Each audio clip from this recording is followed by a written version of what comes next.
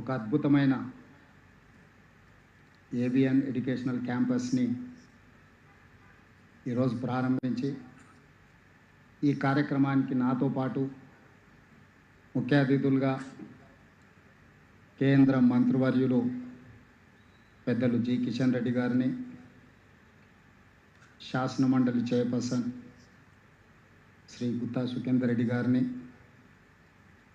రాజ్యసభ సభ్యులు వేం నరేందర్ రెడ్డి గారిని, స్థానిక పార్లమెంట్ సభ్యులు చామల కిరణ్ రెడ్డి గారిని, మెదక్ పార్లమెంట్ సభ్యులు మిత్రులు రఘునందన్ రావు గారిని, మహబూబ్ నగర్ పార్లమెంట్ సభ్యులు శ్రీమతి డికే అరుణ గారిని,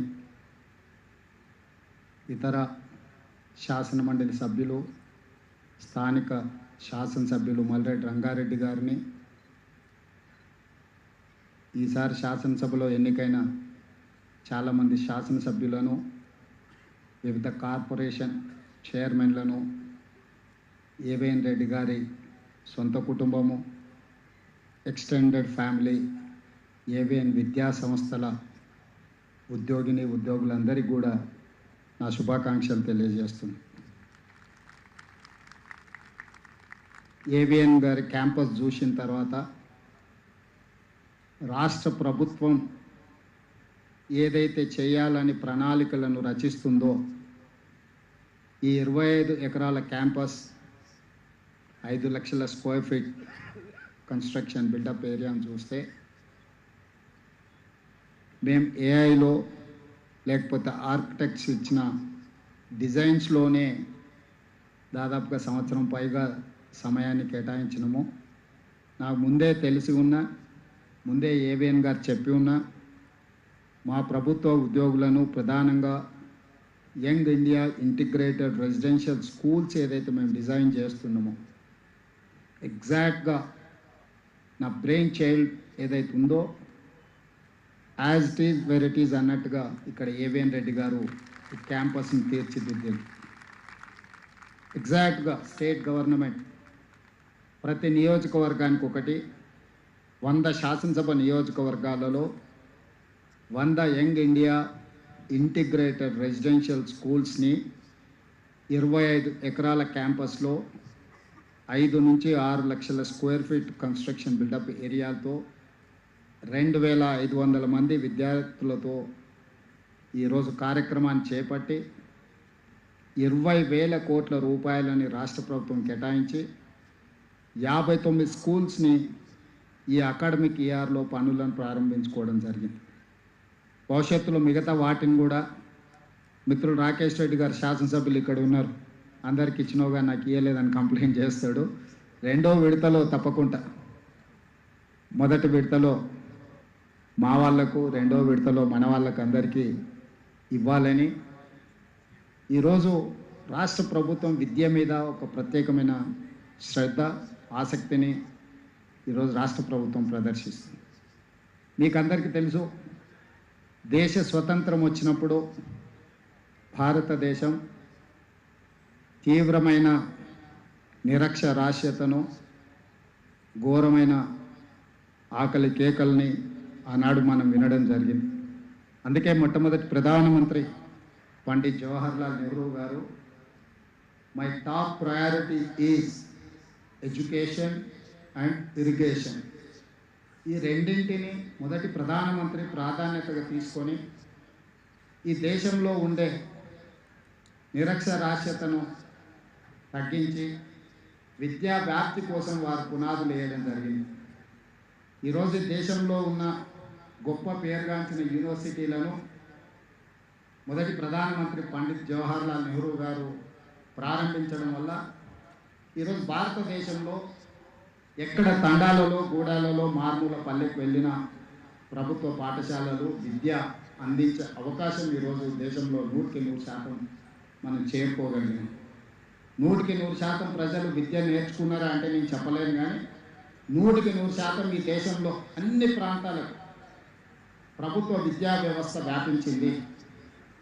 అదేవిధంగా ఇరిగేషన్, కరువు కాటకాలతో ఆనాడు చనిపోతున్నప్పుడు ప్రజలకు ఆహార భద్రత కల్పించాలి అని irrigation projects first prime minister ప్రారంభించిన సాగునీటి ప్రాజెక్టులు మన ప్రాంతంలో నాగార్జున సాగర్, శ్రీశైలం, ఎస్ఆర్ఎస్పి లాంటి ప్రాజెక్టుల్ని మొట్టమొదటి ప్రధానమంత్రి గారు ప్రారంభించారు. ఈరోజు ఆ ప్రాజెక్టులే లక్షలాది ఎకరాల ఆయకట్టును ఈరోజు వ్యవసాయానికి ఉపయోగించే విధంగా, పంటలు పండించే విధంగా ఈరోజు భారతదేశం యొక్క ఆహార ధాన్య ఉత్పత్తి ఈ దేశానికి అవసరం ఉన్నంతనే కాదు, ఇతర దేశాలకు ఎగుమతి చేసే స్థాయికి ఈరోజు మన దేశం చేరుకున్నది అని అంటే దూరదృష్టితో ఆనాటి ప్రధానమంత్రి ఎడ్యుకేషన్, ఇరిగేషన్ను టాప్ ప్రయారిటీ కింద తీసుకోవడం. ఈ అంశాలను నేను ప్రస్తావించడానికి ఒక కారణం ఉంది. ఏమీ లేనప్పుడు, విద్య లేనప్పుడు కనీసం మన సంతకమైన మనం పెట్టేంత విద్యను సాధించాలని వయోజన విద్యను కూడా గ్రామాలలో చెప్పడం జరిగింది.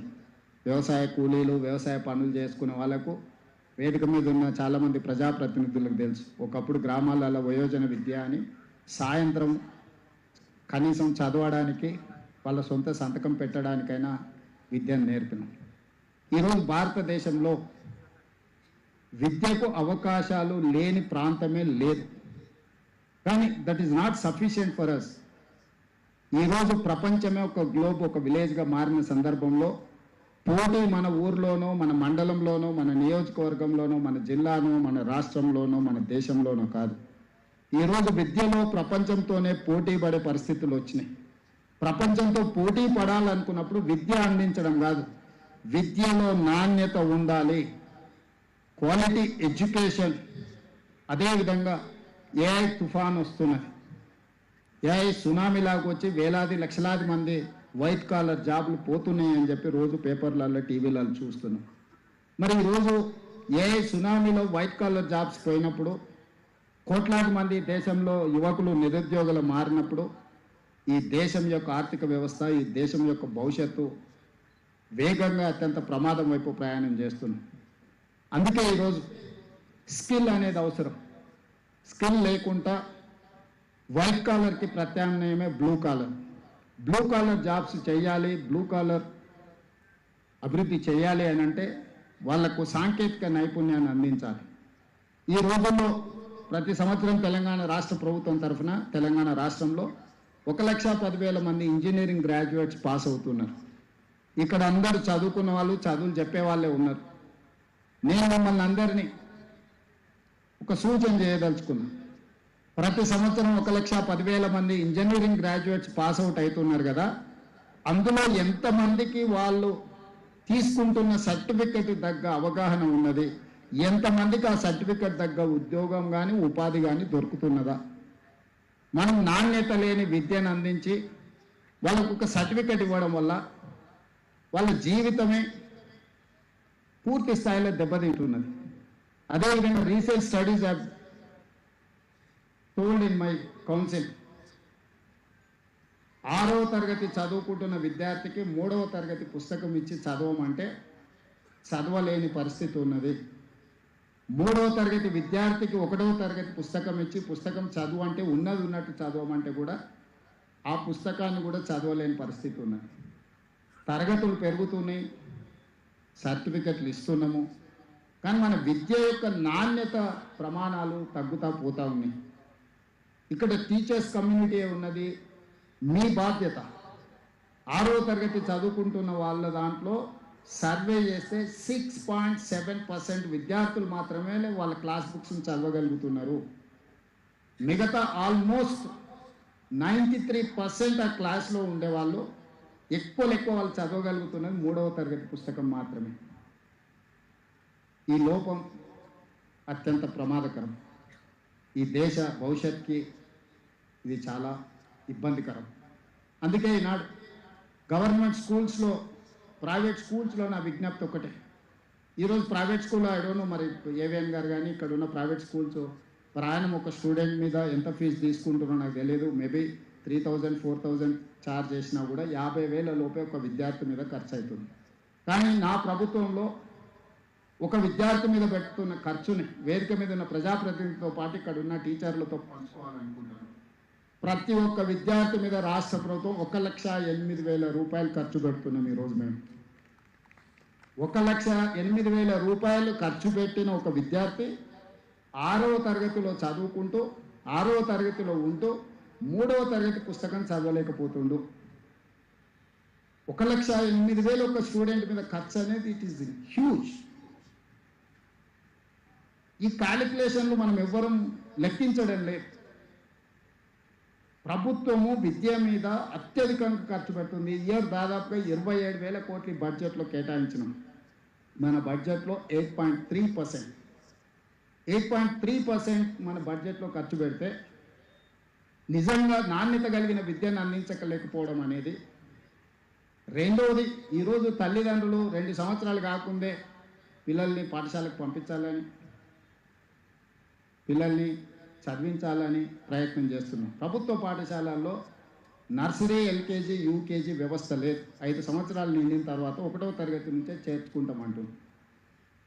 ఉపాధి హామీ కూలీల నుంచి కార్మికుల వరకు పిల్లల్ని నర్సరీ, ఎల్కేజీ, యూకేజీ విద్యకు పంపించాలన్న తాపత్రయంలో ప్రైవేట్ స్కూల్స్ వైపు, ప్రైవేట్ విద్యా సంస్థల వైపు వాళ్ళు ప్రయాణం చేస్తున్నారు. నేను తప్పు పట్టట్లేదు, కానీ ప్రభుత్వం విఫలం చెందడం వల్లనే వాళ్ళు ప్రైవేట్ స్కూల్స్ వైపు వెళ్తున్నారు. అందుకే ఈ సంవత్సరం నుంచి గవర్నమెంట్ స్కూల్స్లో నర్సరీ, ఎల్కేజీ, యూకేజీని కూడా ఇప్పుడు రాష్ట్ర ప్రభుత్వము ప్రవేశపెడుతుంది. వచ్చే అకాడమిక్ ఇయర్ నుంచి నేను నర్సరీ, ఎల్కేజీ, యూకేజీలో పేద పిల్లల్ని ప్రభుత్వ పాఠశాలలకు తేకపోతే 3 సంవత్సరాలు ప్రైవేట్ స్కూల్లో చదువుకున్న తర్వాత 4వ సంవత్సరం మళ్ళీ ప్రభుత్వ పాఠశాలలు చేరడం అనేది జరగదు. ఈరోజు నాకు కొన్ని స్కూళ్ళల్లో 9 మంది టీచర్లు ఉంటే 5 మంది స్టూడెంట్స్. ఈ 9 మంది టీచర్లు ఎవరికి చదువు చెప్పాలి? 5 మంది స్టూడెంట్స్కి. వాళ్ళు వంతుల వారీగా పెట్టుకుంటే వాళ్ళకి 15 రోజులకు ఒకసారి వస్తుంది డ్యూటీ. అన్ని సంతకాలు ఒకడే పెడుతుంది, ఏదో నడిచిపోతుంది. అది వాళ్ళ తప్పు కాదు, సొసైటీ యొక్క తప్పు. మనం దాని మీద ఫోకస్ చేయకపోవడం వల్ల ఈరోజు ఇంకా కొంచెం స్టాటిస్టిక్స్ నేను ఇవ్వదలుచుకున్నాను. రాష్ట్ర ప్రభుత్వ ఆధ్వర్యంలో 26,000 పాఠశాలలు ఉన్నాయి. 26,000 పాఠశాలలు నా దగ్గర ఉంటే నా దగ్గర ఉన్నది 18 లక్షల మంది విద్యార్థులు. అదే ప్రైవేట్లో 11,000 పాఠశాలలు ఉంటే 33 లక్షల మంది విద్యార్థులు ఉన్నారు. మరి ప్రైవేట్లో 11,000 స్కూళ్ళల్లో 33 లక్షల మంది విద్యార్థులు ఎట్లుంటారు? ప్రభుత్వంలో 26,000 పాఠశాలలు ఉంటే నా దగ్గర 18 లక్షల స్టూడెంట్స్ మాత్రమే ఎందుకున్నారు? ఈరోజు ప్రజాప్రతినిధులు అందరం, వేదిక మీద ఉన్న పెద్దలందరూ, యువమిత్రులు అందరూ ఆలోచన చేయాలి. మనం ఎక్కడ సమాజము, ఎక్కడ విఫలం చెందినము, ఎక్కడ ఎడ్యుకేషన్ సిస్టమ్ డిరేల్ అయింది, ఎక్కడ ప్రజాప్రతినిధులుగా మనము కొన్ని కఠినమైన నిర్ణయాలు తీసుకోవాల్సిన అవసరం ఉన్నది. రాజకీయాలకు అతీతంగా ఇది ఆలోచన చేయాల్సిన సందర్భం. ఈ వేదికను చూసినాం, నాకు సంతోషమైంది. కనీసం కొంత క్వాలిటీ డిస్కషన్, డిబేట్, కనీసం మనసులో ఉన్న ఆలోచనలను పంచుకుంటే కేంద్ర ప్రభుత్వంలో ఉన్న పెద్దలు కానీ ప్రజాప్రతినిధులు కానీ ఎక్కడో ఒక దగ్గర ఈ సిస్టమ్ని ఎంపవర్ చేయడానికి మాట్లాడతారని నేను భావిస్తున్నాను. ఈరోజు మనందరం ఆలోచన చేయాలి, సమాజం కూర్చొని ఆలోచన చేయాలి. విద్య కోసం తాపత్రయపడాల్సిన పని లేదు. ప్రతి గ్రామంలో స్కూల్ వచ్చింది, సింగిల్ టీచర్ స్కూల్స్ వచ్చినాయి. ప్రతి తండా కానీ గూడ కానీ సింగిల్ టీచర్ స్కూల్స్ వచ్చినాయి. ప్రతి 3 కిలోమీటర్స్ లోపల అప్పర్ ప్రైమరీ స్కూల్ వచ్చింది. ప్రతి 5 కిలోమీటర్స్లో హై స్కూల్ వచ్చింది. ప్రతి మండలంలో జూనియర్ కాలేజ్ వచ్చింది. ప్రతి నియోజకవర్గంలో డిగ్రీ కాలేజ్ వచ్చింది. ప్రతి రెవెన్యూ డివిజన్లో ఇంజనీరింగ్ అండ్ మెడికల్ కాలేజీలు వచ్చినాయి. క్యాంపస్లు వచ్చినాయి. యూనివర్సిటీలు వచ్చినాయి. దాదాపుగా 12-13 యూనివర్సిటీలు ఉన్నాయి. ఇవన్నీ కరెక్టే, వీటన్నిటిని ఆమోదిస్తాం. కానీ నాణ్యత ఎక్కడున్నది? సాంకేతిక నైపుణ్యం ఎక్కడున్నది? ఈరోజు నాణ్యమైన విద్యను అందించకుండా సాంకేతిక నైపుణ్యాన్ని మన యువతకు నేర్పకపోతే ఈ ఏఐ సునామీలో వీళ్ళు ఏమి ప్రయోజకులు కాని పరిస్థితి వస్తే ఈ దేశం ఎదుర్కోబోయే సమస్య ఎంత తీవ్రమైనదో ఈరోజు వేదిక మీద ఉన్న మనందరం ఆలోచన చేయాలి. అందుకే ఈరోజు రాష్ట్ర ప్రభుత్వం కొన్ని అంశాలలో మాకు భిన్నాభిప్రాయాలు ఉండొచ్చు, కొన్ని అంశాలలో భేదాభిప్రాయాలు ఉండొచ్చు. నాకు తెలిసి విద్యకు వైద్యానికి సంబంధించి కిషన్ రెడ్డి గారు కానీ, రఘునందన్ రావు గారు కానీ, లేకపోతే మా మిత్రులు వేదిక మీద ఉన్న ఎమ్మెల్సీలకు, మా అర్ణమ్మ గారు కానీ, మాకెవరికి భిన్నాభిప్రాయాలు లేవు. మా అందరి అభిప్రాయం ఒకటే, నాణ్యమైన విద్యను పేదలకు అందించడం ద్వారా దేశానికి ప్రయోజకులను తయారు చేయాలి. రీసెంట్గా 2024లో